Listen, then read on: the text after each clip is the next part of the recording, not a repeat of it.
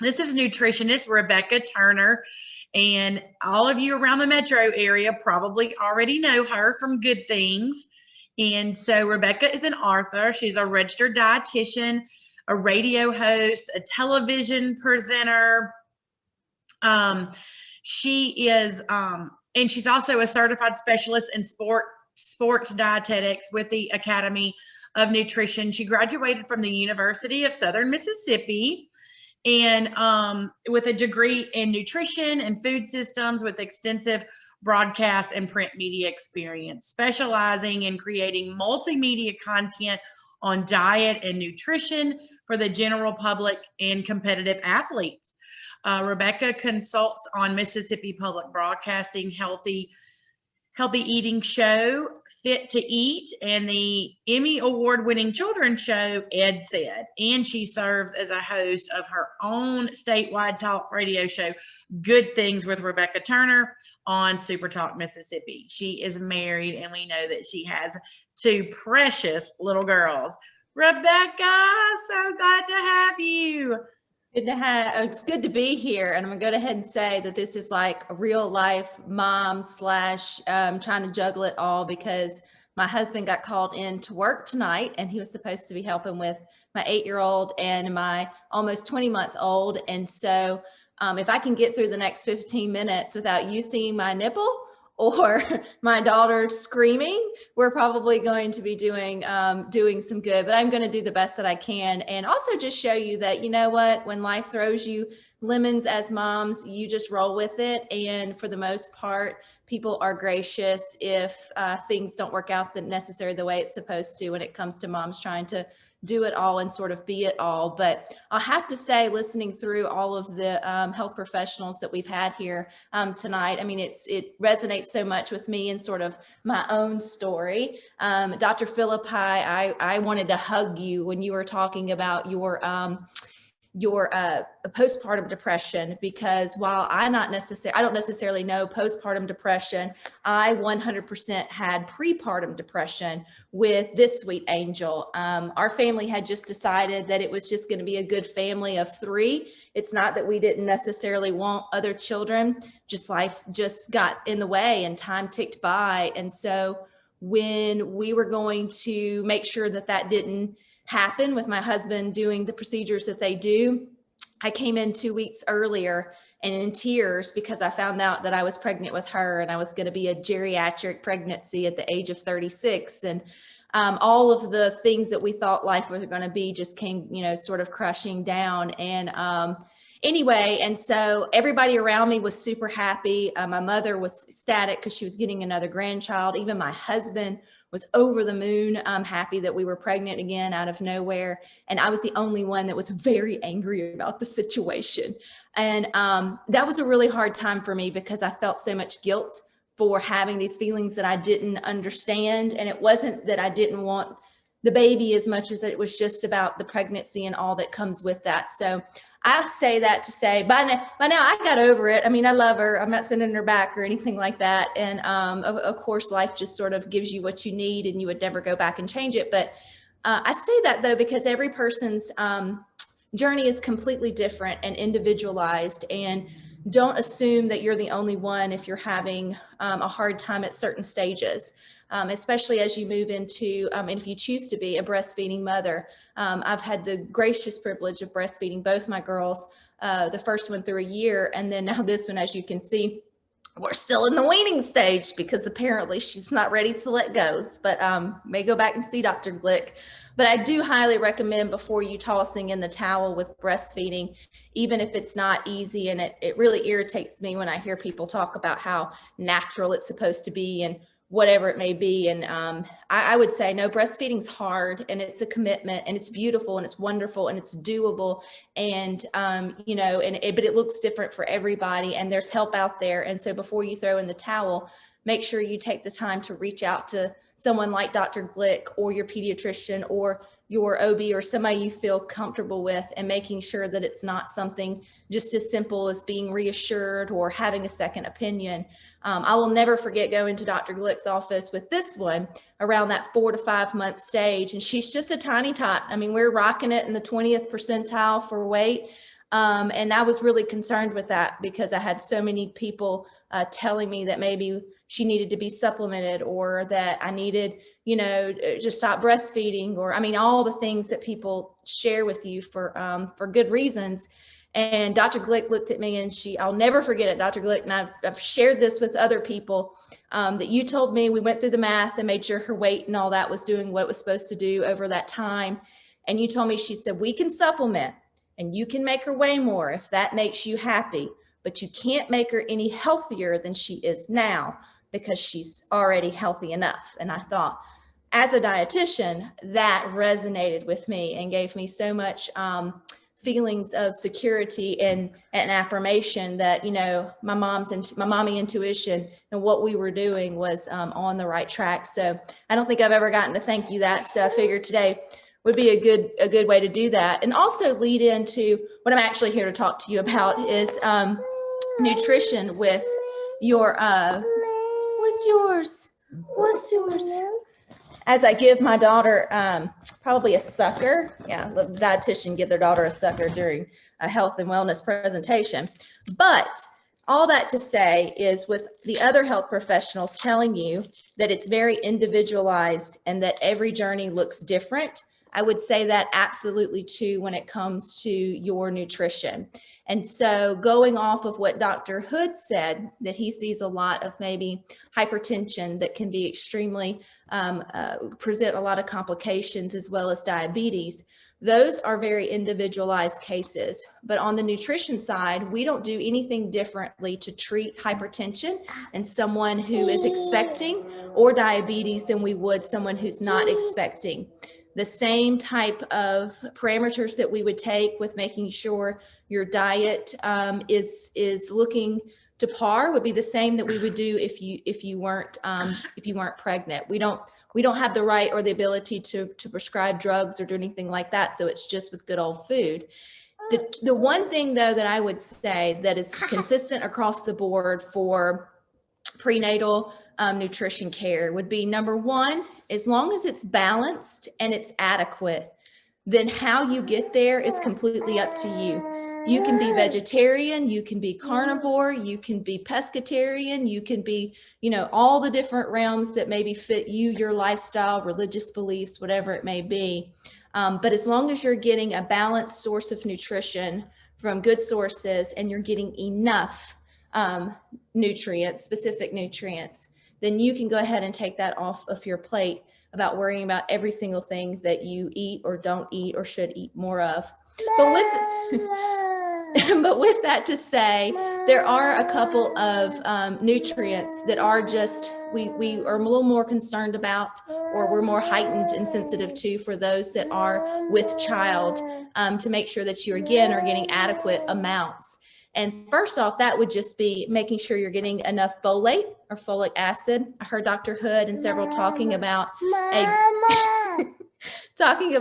a good prenatal vitamin, which is going to have the synthetic form of folic acid in there. And if you're doing that and you've been taking that regimen well, then you should feel good about that. But that helps with birth defects, we know, neural tube defects specifically, as well as it's a good source of your B vitamins, which helps give mom energy.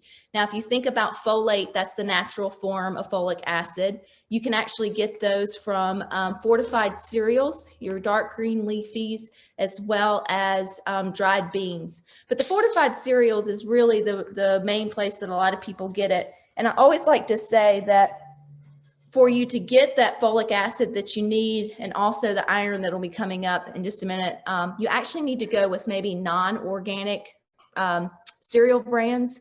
The reason being, when they're certified organic, they're not allowed to fortify it with anything.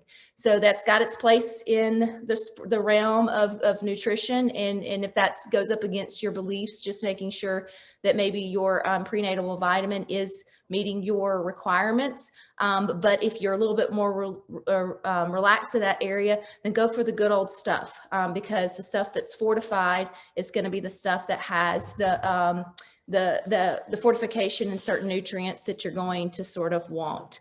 The next two would be to help with your strong bones as well as your babies. So that's calcium and vitamin D. So I bring this one up because as people just get older, we kind of stop drinking milk. It's cool. We make sure our kids get it, but after grade school, it's just not something that most adults find themselves doing. And calcium is important for you and your baby to both have strong bones and teeth. In fact, there, and one of the docs could correct me if I'm wrong, but it's a mother's calcium intake or the baby's calcium intake from mom sets the stage for the strength of their teeth and bones.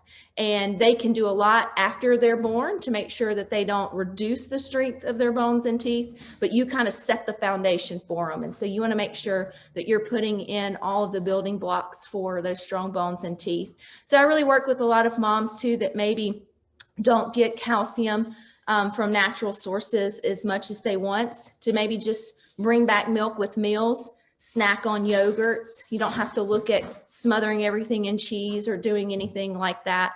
But the actual dairy's milk or cow's milk is not only going to give you the calcium that you need, but it's also going to be fortified with the vitamin D that also helps promote bone strength for both you and the baby. That's usually harder to find because it's kind of hard to get food sources of vitamin D past like fatty fishes and salmon. And depending on what your taste or preferences are as you're moving through your pregnancy, you know, fatty fish may not be exactly what you want on a Friday night. So you can have your burger or whatever it is that you want and wash it down with a good glass of skim milk. And you know, you're getting all of your, all of the nutrients that you need. Another one that can be missed sometimes with moms, especially those that may choose to be vegetarian, or maybe they just have a diversion to meat. That can be something very specific to women. I know with my first pregnancy, I could eat meat, but with Neely, I didn't want to touch it and I didn't want to cook it. Something about seeing it and preparing it, blah, blah,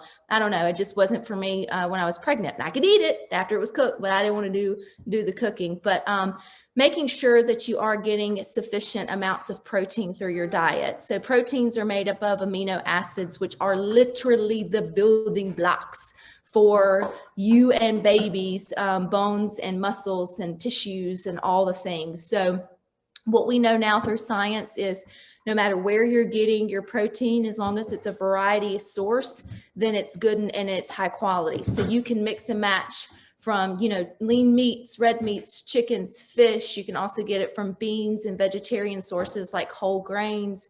You can get it from dairy foods, nuts and seeds. So there's no right or wrong, king versus the heel or whatever when it comes to proteins anymore. We just want to make sure, again, that you're getting a balanced variety and then an adequate amount.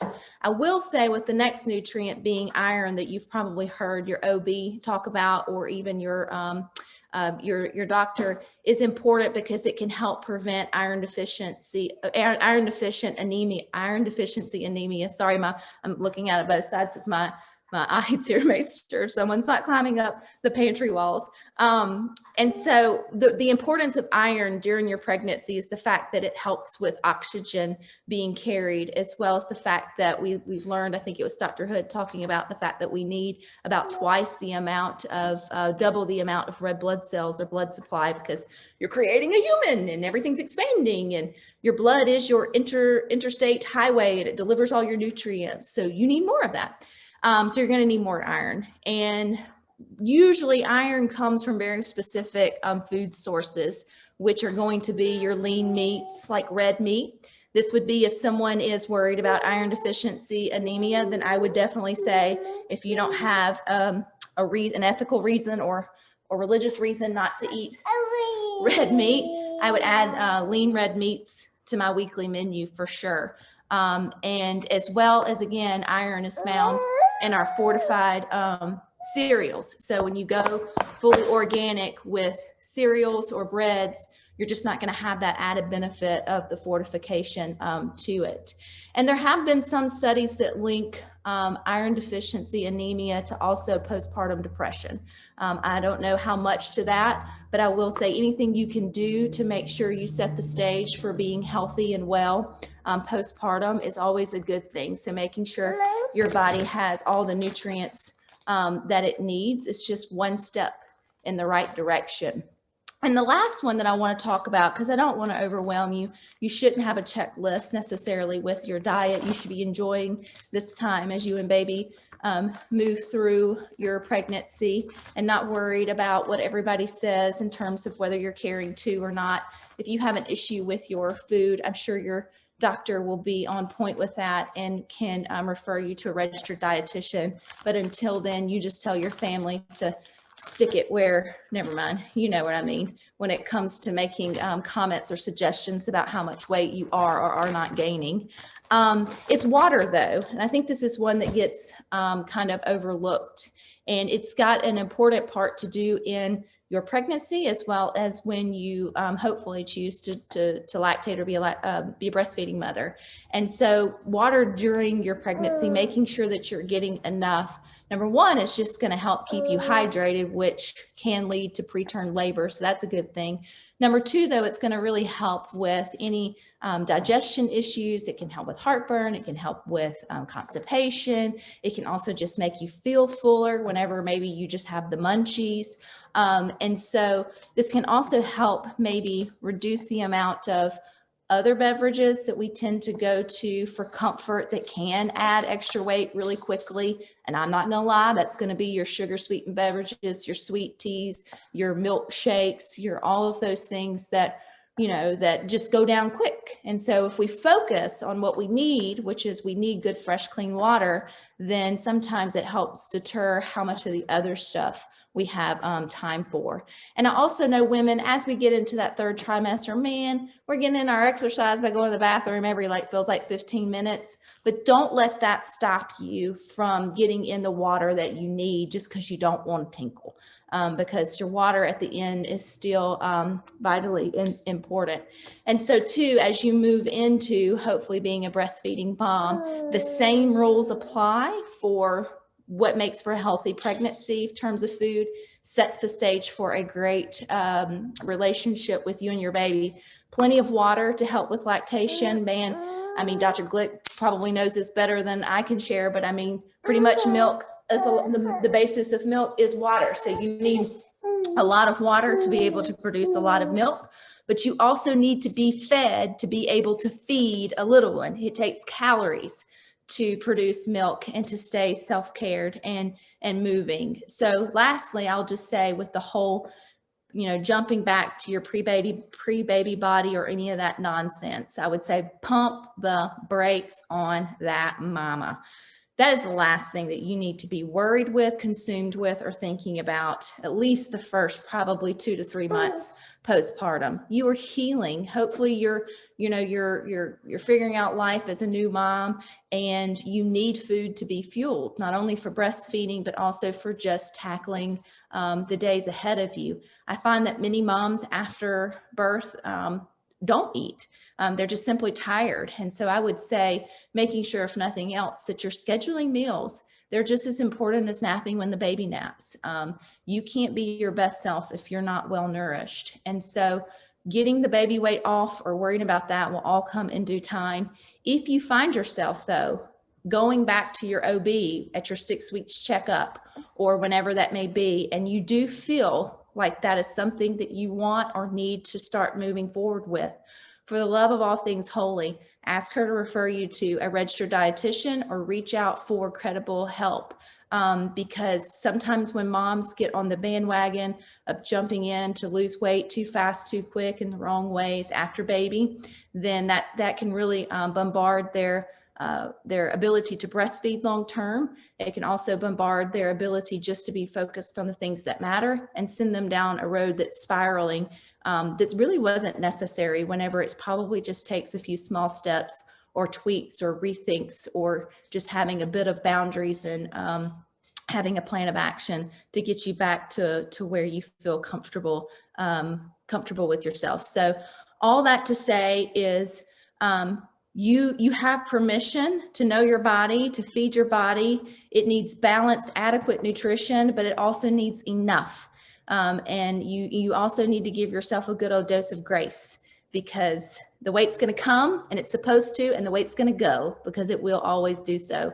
And if it doesn't, you can reach out to a registered dietitian who can help you walk through all the things that may come up when it's related to food through your pregnancy or even through your lactation and beyond. And so with that, I'll give it back to Emily and or whomever is taking it over, because I think my time is ticking with the multitasking. You are a rock star. I mean, who in the world, none other than Rebecca Turner, can breastfeed and give a presentation on a Zoom meeting? But for all our mommies to be out there, that's just how it works. So